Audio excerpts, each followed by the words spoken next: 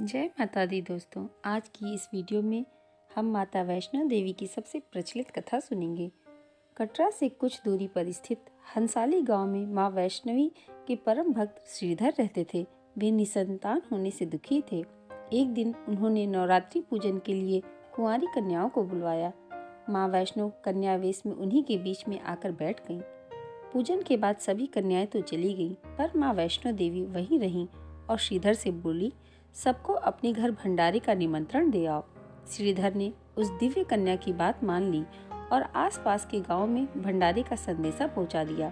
वहां से लौटकर आते समय गुरु गोरखनाथ व उनके शिष्य बाबा भैरवनाथ जी के साथ उनके दूसरे शिष्यों को भी भोजन का निमंत्रण दिया। भोजन का निमंत्रण पाकर सभी गांववासी अचंभित थे कि वह कौन सी कन्या है जो इतने सारे लोगों को भोजन करवाना चाहती है। इसके बाद श्रीधर के घर में अनेक गांववासी आकर भोजन के लिए जमा हुए। तब कन्या रूपी मां वैष्णो देवी ने एक विचित्र पात्र से सभी को भोजन परोसना शुरू किया। भोजन परोसते हुए जब वह कन्या भैरवनाथ के पास गई, तब उसने कहा कि मैं तो खीर पूरी की जगह मांस खाऊंगा और मदिरा पान करूंगा। तब कन्या रूपी मां ने उसे समझाया कि यह ब्राह्मण के यहाँ का भोजन है, इसमें मांसाहार नहीं किया जाता। किंतु भैरवनाथ ने जानबूझकर अपनी बात पर अड़ा रहा। जब भैरवनाथ ने उस कन्या को पकड़ना चाहा, तब मां ने उसके कपट को जान लिया। मां वायु रूप में बदलकर त्रिकुटा पर्वत की ओर चल पड़ी। भैरव भी उनके पास गया। माना जाता है कि मां की रक्षा के लिए पवन पुत्र हनुमान भी थे। हनुमान जी को प्यास लगने पर माता ने उनके आग्रह पर धनुष से पहाड़ पर बाण चलाकर एक जलधारा निकाली और उस जल में अपने केस धोए। आज यह पवित्र जलधारा बाण गंगा के रूप में जानी जाती है। इसके पवित्र जल को पीने या इसमें स्नान करने से श्रद्धालुओं की सारी थकावट और तकलीफें दूर हो जाती हैं। इस दौरान माता ने एक गुफा में प्रवेश कर 9 माह तक तपस्या की। भैरवनाथ भी उनके पीछे वहां तक गया। तब एक साधु ने भैरवनाथ से कहा कि तू जिसे एक सामान्य कन्या समझ रहा है, वह आदि शक्ति माँ जगदम्बा है, इसलिए उस महाशक्ति का पीछा करना छोड़ दे। भैरवनाथ ने साधु की बात नहीं मानी।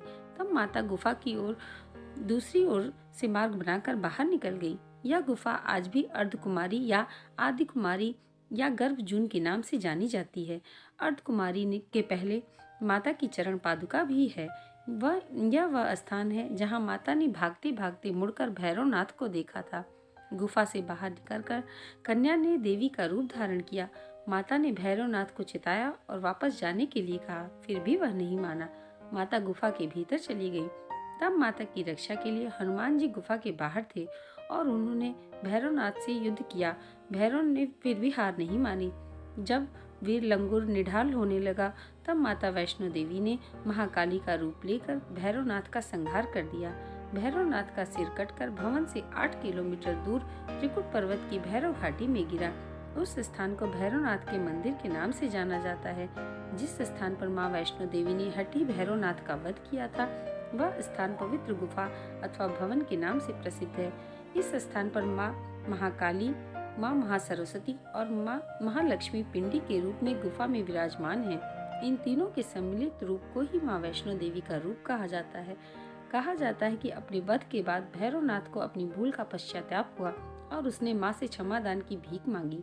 माता वैष्णो देवी जानती थी कि उन पर हमला करने के पीछे भैरव की प्रमुख मंशा मोक्ष प्राप्ति की थी।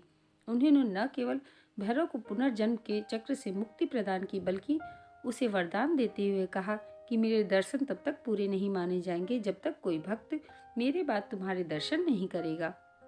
उसी मान्यता के अनुसार आज भी भक्त माता वैष्णो देवी के दर्शन करने के बाद करीब 2.25 किलोमीटर की खड़ी चढ़ाई करके भैरवनाथ के दर्शन करने जाते हैं।